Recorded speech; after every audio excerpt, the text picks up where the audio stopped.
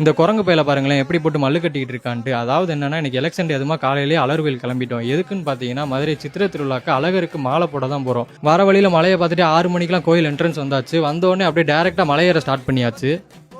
மேலே வந்து பார்த்தா அவ்வளோ கூட்டம்லாம் இல்லை, எல்லாரும் ஓட்டு போட போயிட்டாங்க போல. சரின்ட்டு மேலே போய் மாலை போட்டு ரிட்டர்ன் வரும்போது அந்த சம்பவம். அதாவது என்னன்னா, இந்த குரங்கு பையலுக்கு மஞ்சள் பையை பார்த்தாலே வாழைப்பழம் இருக்குன்னு தெரிஞ்சிருது. ஒரு வழியாக வாழைப்பழத்தை எடுத்துட்டு மாலையை மட்டும் கொடுத்துட்டான்.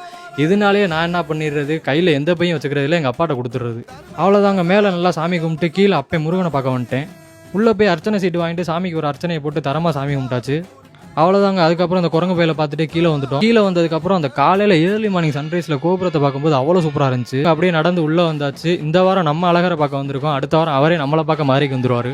இன்னைக்கு நீங்கள் எந்த கட்சிக்கு போய் ஓட்டு போட்டு வந்தீங்கன்றத கமெண்ட்ல சொல்லுங்கள். அதுக்கப்புறம் நாங்களும் உள்ளே போய் சாமி பார்க்கலான்னு போனால் அந்த டயத்தில் பூஜை நடந்துட்டு இருந்துச்சு. நாங்களும் ஒரு 1/2 மணி நேரம் வெயிட் பண்ணிட்டு தரமாக சாமி தரிசனத்தை முடிச்சாச்சு.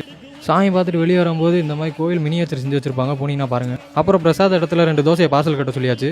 கையில் பை வச்சு நடந்து போயிட்டு இருந்தேன். எதிர்த்தாப்புல என் தலைவனை பார்த்தோன்னே எனக்கு இந்த பையே வேணாமான்னு எங்கள் அப்பாட்ட கொடுத்துட்டேன். அப்புறம் புதுசாக இந்த மாதிரி பூட்டு போட்டு வச்சிருந்தாங்க, எதுக்குன்னு தெரிஞ்சால் கமெண்ட்ல சொல்லுங்க. 18ஆம் படி கருப்பை கும்பிட்டுட்டு எங்கள் அப்பா கையில் ஒரு தேங்காய் கொடுத்தாரு. அப்படியே தரமாக ஒரு சதுர தேங்காயை போட்டாச்சு.